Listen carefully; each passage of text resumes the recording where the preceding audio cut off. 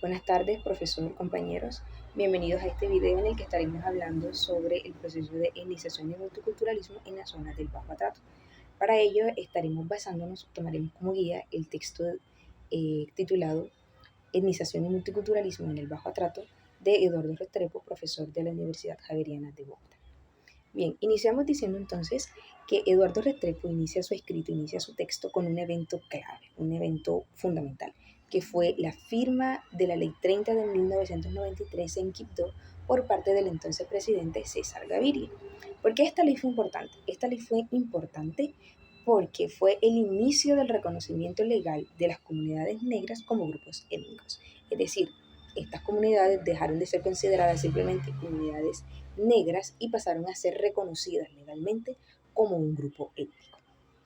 Para el autor, esto fue un gran paso, fue un gran avance, porque ratificó la lucha contra la discriminación y también contra la invisibilidad que de cierto modo borraban y eliminaban la presencia de los africanos y de sus descendientes en el territorio colombiano. El autor también resalta que esta ley fue el resultado de negociaciones arduas y bastante tensas entre las comunidades negras y el gobierno. Por lo tanto, la firma de la Ley 30 no fue una concesión, no fue un regalo que hizo el gobierno, fue más bien el resultado de las luchas colectivas que se presentaron en ese momento. Y aunque el autor resalta la importancia y la vitalidad de esta ley, también menciona que este proceso de etnización y de multiculturalismo atraviesa ciertas limitaciones, ciertas dificultades y ciertos conflictos. Para ello, entonces, se propone analizar desde lo etnográfico los efectos más concretos, más puntuales que ha tenido todo este proceso de multiculturalidad, ¿sí? Entonces, el autor propone analizar las precisiones analíticas, las configuraciones de población, los cambios, las transformaciones, los contextos y la historia de todo este proceso de etnización y multiculturalismo en el Bajo Atrato. Entonces, básicamente eso es lo que vamos a estar hablando en este video. Les animo a que continúen con nosotros. Bien, siguiendo entonces la lógica y el orden que establece Eduardo Restrepo en su texto, el primer elemento que él sugiere para analizar son las precisiones analíticas, pero antes de entrar de lleno en lo que son las precisiones analíticas, es necesario que entendamos y comprendamos lo que es etnización. Entonces, etnización es el proceso por el cual ciertas comunidades son nombradas, reconocidas y representadas como grupos étnicos. Y bueno, como se ha mencionado anteriormente, este es un proceso que es dinámico, que no se produce de la noche a la mañana o de un momento a otro, sino que sigue pasos y es el resultado de conversaciones y negociaciones entre las comunidades y también el gobierno.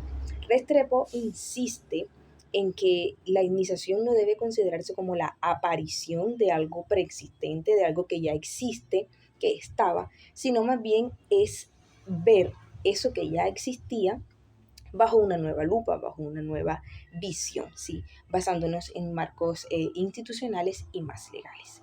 En ese sentido, entonces, encontramos que Eduardo Restrepo propone o menciona que en Colombia a lo largo de la historia han existido dos formas o dos campos semánticos en los que se ha visto más bien lo que es un grupo étnico. Entonces, como primer campo semántico o primera forma para entender un grupo étnico que propone Eduardo Restrepo, es un campo bastante amplio en el que grupo étnico viene a ser sinónimo de raza, es decir, los blancos, los negros, los indígenas. Y obviamente pues los mestizos van a ser el resultado de la mezcla entre estos grupos. Entonces, bajo este primer concepto, bajo esta primera concepción, un grupo étnico son los blancos, otro grupo étnico son los negros. ¿Sí se entiende la relación entonces entre grupo étnico y raza? En ese sentido también se decía o se consideraba que las diferentes regiones del país, como los costeños, los antioqueños o los llaneros, también eran grupos étnicos. Entonces, vemos que este primer campo semántico es bastante amplio. Abarca grandes categorías raciales e incluso regionales del país. Como segundo grupo o segundo campo semántico, encontramos uno que es un poco más reducido, en el que el grupo étnico tiene más que ver con características específicas. Entonces, se va a decir que un grupo étnico es aquella comunidad específica que es territorial, que es tradicional y que es cultural. Es decir, que ha existido desde mucho tiempo atrás, que tiene su propia cultura, sus propias creencias, su propio lenguaje y que tiene su propio territorio en el que se ha desarrollado. Entonces vemos que esta categoría o esta forma de entender un grupo étnico es más reducida y no tan amplia como la anterior. Eduardo Restrepo también menciona que aunque en Colombia existen diversas regiones y cada una es diferente, cada una tiene diferencias culturales, lingüísticas e incluso físicas, eso no basta para que cada una de las regiones del país sean consideradas como grupos étnicos, pues te ha mencionado anteriormente que para que sean reconocidas como grupos étnicos debe suceder todo un proceso y debe existir también un proceso de marcación y otra edad comunista y etnicista, es decir, el proceso por el cual son definidas y se definen a sí mismas como diferentes al resto, diferentes a las demás, con una identidad que es propia y única de ellos. Entonces, esa es la primera parte que Eduardo Restrepo propone analizar y comprender a profundidad para entonces ver desde otro punto de vista las diferentes limitaciones y conflictos que se han presentado. Entonces, continuamos con un segundo punto que él propone analizar. Continuando con el análisis de la lectura, encontramos la configuración poblacional. Y para empezar, quisiera decir que cuando se habla de configuración poblacional se hace referencia a la forma en cómo se compone y se organiza la población de una región, es decir, quiénes la habitan, de dónde provienen, cómo se distribuyen y la forma de relacionarse entre sí. Para comprender esta configuración poblacional que nos muestra el autor, quisiera dividirlo en tres partes. Como primero encontramos la heterogeneidad poblacional, que aquí el autor nos manifiesta que el Bajo Atrato, a diferencia de otras zonas del Pacífico, estaba conformado por una diversidad cultural. Es decir, el Bajo Atrato lo habitaban poblaciones negras, indígenas, chilapos, que eran los campesinos provenientes de Córdoba y de Sucre, y también paisas y costeños. Esta heterogeneidad poblacional se debía a los procesos migratorios que se remontan a la época colonial. Por otra parte, encontramos los orígenes y las migraciones. En los orígenes y las migraciones, el autor nos manifiesta que las poblaciones negras migraron hacia el siglo XIX, cuando se dio la abolición de la esclavitud en el año 1851, cuando la ley de la República los liberó. Estas poblaciones negras eran del Bajo y Medio Atrato, el San Juan y el Baudó. Ellos, al ser liberados, dejaron sus trabajos de la minería y se dedicaron a la agricultura y la pesca.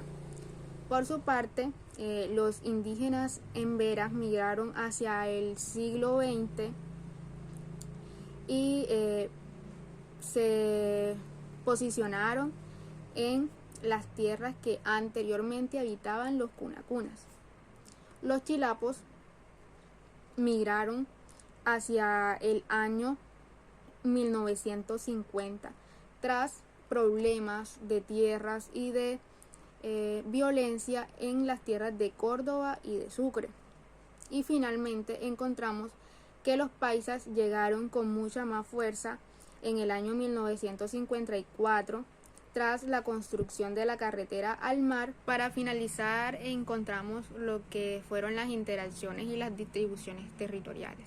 El autor en este apartado lo que nos manifiesta es que a pesar de que había una diferencia poblacional, ellos se influenciaban entre sí sin perder características propias de su cultura.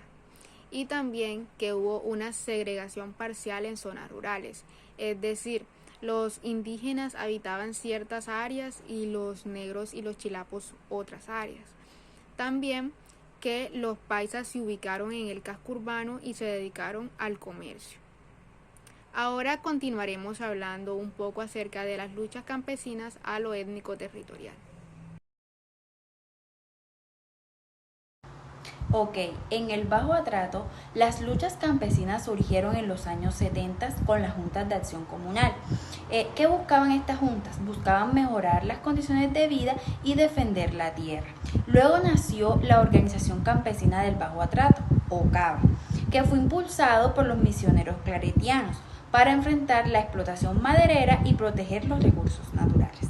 Ahora bien, con la Constitución de 1991 y la Ley 70 de 1993 se transformaron en una defensa étnico-territorial, donde los campesinos negros ya se fueron reconocidos como comunidades afrodescendientes, uniendo la lucha por la tierra con el reconocimiento cultural y la identidad colectiva. Ahora bien, este cambio significó una nueva forma de organización y conciencia social, donde las comunidades comprendieron que su territorio no solamente era un espacio de trabajo, sino que también era una historia, una cultura y una vida. Así como el paso de lo campesino a lo étnico permitió fortalecer la unión del sentido de pertenencia y la defensa del territorio. Todo esto como una base de su existencia y de su identidad afrocolombiana. Buenas tardes, mi nombre es Camilo Quiñones, estudiante de licenciatura en Educación Infantil, 10º semestre de la Universidad de Córdoba, sede Sagún. Continuando, hablando acerca del documento tipo artículo Etnización y multiculturalismo de Eduardo Restrepo, hablamos un poco acerca de multiculturalismo, el cual son aquellas políticas y enfoques que reconocen, valoran y promueven la diversidad cultural, teniendo en cuenta la diversidad y la inclusión. En este sentido nos situamos en las comunidades negras, las cuales en 1993, por medio del presidente Gaviria, el cual llegó a Quibdó, Chocó, a firmar la Ley 70, que reconocía a las comunidades negras como grupo étnico, es decir, hubo una etnización, el cual es el proceso mediante el cual se reconoce a cierta comunidad, cierta población como grupo étnico. Precisamente las comunidades campesinas, comunidades negras, en 1993 pasaron a tener una serie de derechos por medio de esta ley, la Ley 70, que las reconocía como un grupo étnico. En este sentido, continuando más hablando acerca del documento, nos situamos en el último apartado. 3. Aunque esta ley, la Ley 70, fue un gran avance luego de tantas luchas, esto trajo algunas problemáticas, se desencadenaron ciertas tensiones y problemáticas emergentes. Esto producto de que la región del Bajo Atrato era una región la cual hay diferentes poblaciones, como los chilapos, los cuales son personas de Córdoba y Sucre que emigraron a trabajar en el campo. También encontramos los cholos, que son los indígenas. También encontramos paisas, costeños y las comunidades negras. Todo este asentamiento poblacional causó ciertas discusiones entre ellos, pues muchas comunidades negras, muchas personas no estaban de acuerdo con que los chilapos hicieran parte de estos grupos y de ciertos derechos los cuales tenían al firmarse dicha ley. Como ejemplo de esto, ejemplo claro, puedo mencionar que en el documento se hablaba de que hubo un presidente de OCABA. OCABA es la organización campesina del Bajo Atrato. Hubo un presidente que era chilapo y esto trajo muchas discusiones. Había muchas personas de las comunidades negras que no estaban de acuerdo que un chilapo fuera presidente de esta organización, por lo cual hicieron reuniones y asambleas con el fin de quitarlo de este puesto. y precisamente lo lograron. Le quitaron el puesto de presidente.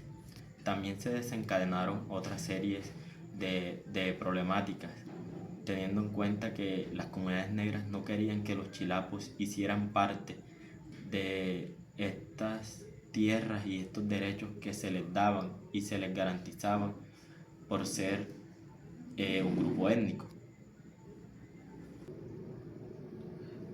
También se menciona que hubo conflictos incluso dentro de las mismas comunidades negras y de las comunidades indígenas. Es decir, después que se firmó esta ley, al tener ya ellos ciertos derechos y ciertos reconocimientos por parte del Estado, hubo una parte positiva, pero también una parte negativa, la cual conllevó a conflictos y discusiones entre ellos mismos. Igualmente menciona que la incursión paramilitar en estas tierras generó el desplazamiento forzado y también el asesinato a muchos líderes indígenas y líderes de las comunidades negras. Estos asesinatos y estos desplazamientos conllevó a que se diera por terminada o se finalizara OCABA, la cual era la Organización Campesina del Bajo Atrato. Por último, como conclusión, quisimos resaltar que esta ley es muy importante para las comunidades negras, ya que fue el fin a una lucha por parte de ellos para con sus derechos.